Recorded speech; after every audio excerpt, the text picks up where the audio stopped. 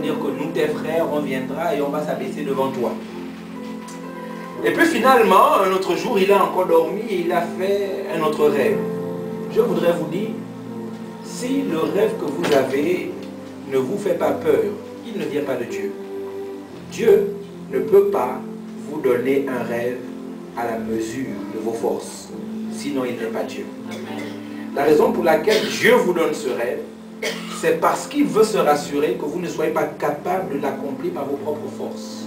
Parce que si vous le faites, si vous l'accomplissez par vos propres forces, vous allez taper sur votre poitrine, c'est moi. Et si les hommes vous aident à l'accomplir, s'il y a des hommes qui sont capables de vous aider à accomplir ce rêve, ils se taperont sur la poitrine en disant c'est nous qui t'avons fait. C'est pour cette raison que Dieu, lorsqu'il te donne un rêve, se rassure que ce ne soit pas à la dimension de tes forces. Rêver, c'est la seule chose gratuite que tu peux faire dans ce pays. Parce que même sur la télévision, c'est payant. Mais rêver, c'est gratuit. Et puisque Joseph avait développé cette capacité de rêver, il rêvait, et pendant qu'il rêvait, ses frères étaient jaloux. Je voudrais vous dire, il y a des gens qui sont jaloux juste parce que vous parlez grand. Vous pensez grand. Vous réfléchissez grand. Vous avez une grande vision. Et les gens sont jaloux. Vous n'êtes même pas encore dans l'accomplissement de votre grandeur, mais juste parce que vous rêvez. Je voudrais vous dire qu'en 2013, Dieu va mettre dans vos vies des rêves qui vont rendre les gens beaucoup plus jaloux sur vous. Amen. Des grands rêves, des grands projets. Lorsque Dieu te donne un rêve, il va se rassurer que ce rêve-là arrivera à son accomplissement. Et donc Joseph arrivait, et à cause de son rêve, ses frères étaient jaloux. Et ses frères ont monté un coup, l'ont fait arrêter, l'ont vendu. Finalement, ils n'avaient plus aucune nouvelle de lui. Et il se passe qu'ils sont allés raconter des mensonges à Jacob, le père, et en parlant, en disant à Jacob ces choses, que voilà, Joseph a été mangé. Jacob a pleuré, la Bible dit qu'il a déchiré son vêtement, il s'est rasé. Il a fait son deuil. Et puis finalement, Joseph est en Égypte. Joseph est en Égypte. Je voudrais vous dire quelque chose. Il y a des gens dans la vie qui vous ont abandonné, qui vous ont humilié, qui vous ont rejeté. Quelquefois, ce que Dieu fait, il permet le rejet.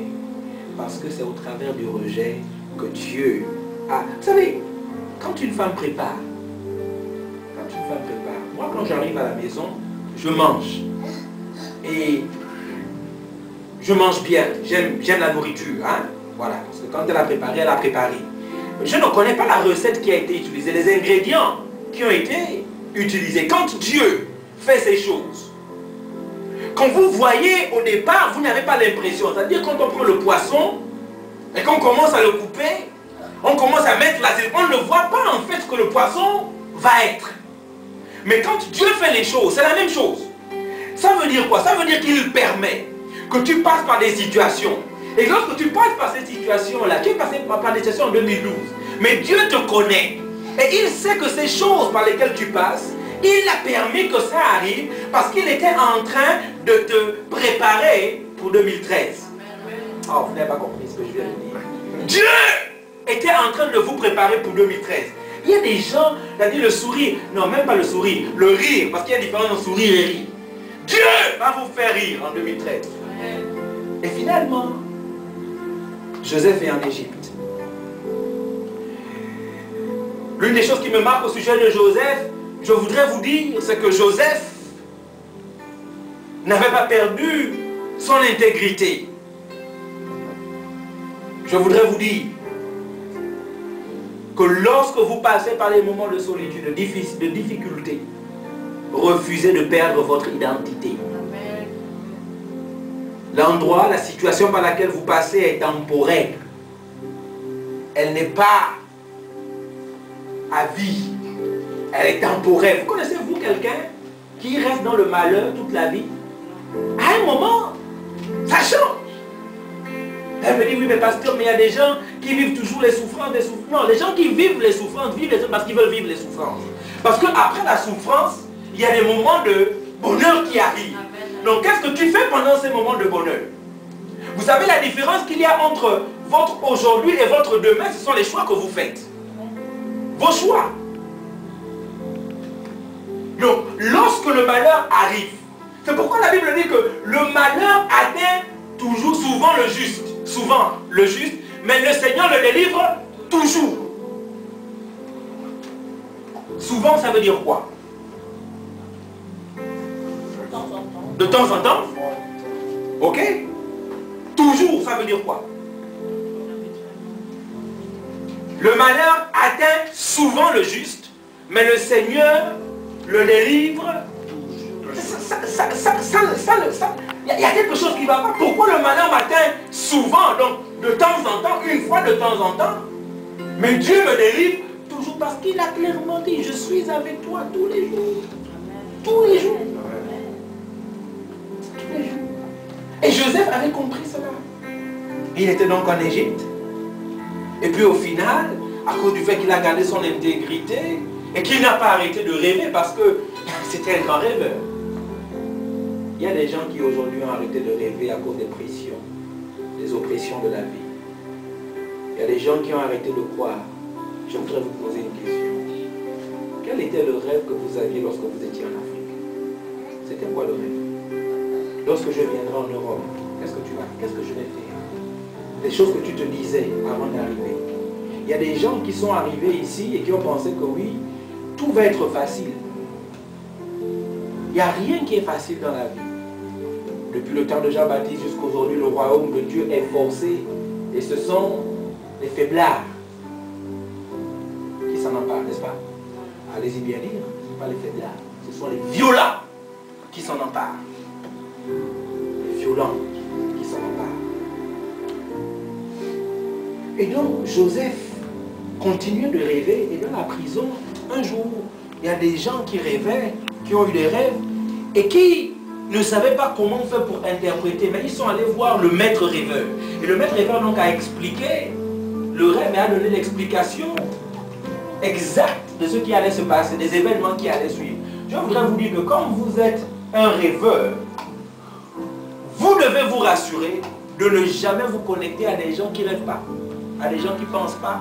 Vous savez, quand Marie était enceinte, la Bible dit, l'ange lui a dit, va vers Élisabeth parce qu'elle aussi est enceinte. Lorsque tu es enceinte de quelque chose, d'une vision, d'un rêve, ne te connecte jamais à des gens qui ne sont enceintes de rien.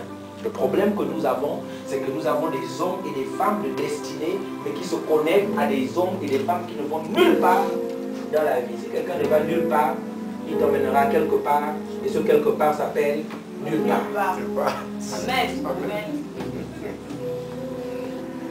Et donc, finalement, il se connecte à ces rêveurs qui vont vers lui et qui lui disent, voilà le rêve que nous avons fait. Joseph leur dit, voilà ce qui va se passer, exactement comme Joseph avait dit, ça s'était passé. Finalement, Joseph sort de prison, et il sort de prison parce que, encore, le pharaon a un rêve. Et il a besoin d'interpréter le rêve. Et il s'est tourné vers les mauvaises personnes. Les gens qui n'avaient pas l'habitude de rêver. C'est ce qui se passe lorsque tu te tournes vers des gens qui ne sont pas capables de rêver comme toi. Qu'est-ce que quelqu'un qui n'a jamais enfanté peut enseigner à quelqu'un qui a des enfants au sujet des douleurs d'enfantement? Qu'est-ce que quelqu'un qui n'a jamais fait les affaires peut enseigner à quelqu'un qui a des problèmes dans ses affaires? Il faudrait que chacun d'entre nous soyons capables d'exceller dans le domaine dans lequel Dieu nous a emmenés. Et parce que Joseph était un rêveur, il ne savait pas prêcher, il ne savait pas chanter, mais il savait rêver.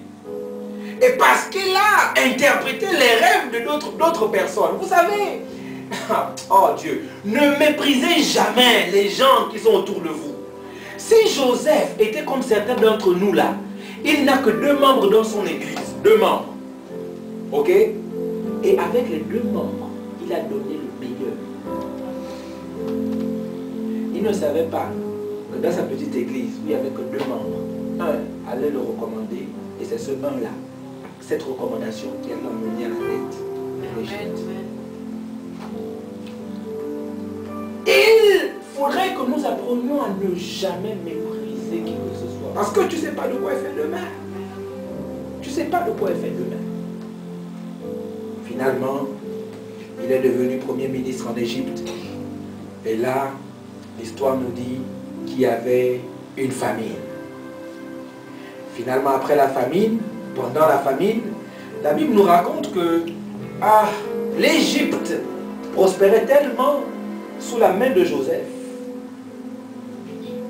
que les nations voisines venaient s'apprivoiser, s'approvisionner. J'ai dit apprivoiser, tu me regardes, je me dis même bien.